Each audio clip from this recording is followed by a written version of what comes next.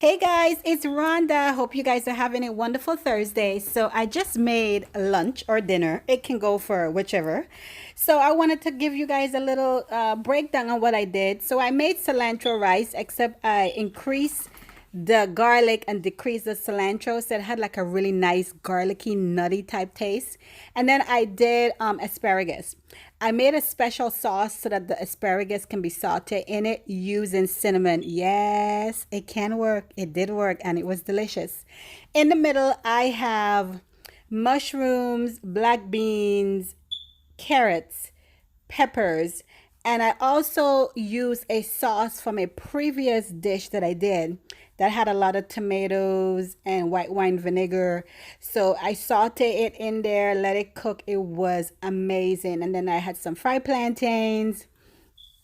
Gotta have the fried plantains. That's just one of the best things ever to put in your dish. It really makes it gives you that sweetness. And then I have some cucumbers, English cucumbers. So that was my dish. It was delicious, healthy. I love it.